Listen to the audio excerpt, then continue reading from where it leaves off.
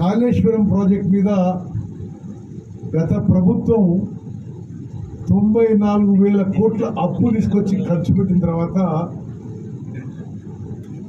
వాళ్ళ గవర్నమెంట్ ఉండగానే 21 అక్టోబర్న Medigadda barrage collapse అయిపోయింది, కుంగిపోయింది. వర్చువల్లీ మొత్తం కాళేశ్వరం ప్రాజెక్ట్ కూడా సీరియస్గా డ్యామేజ్ అయ్యింది. ఎందుకంటే మూడిట్లో 2 బ్యారేజెస్ సీరియస్ లీక్స్ డెవలప్ అయినాయి.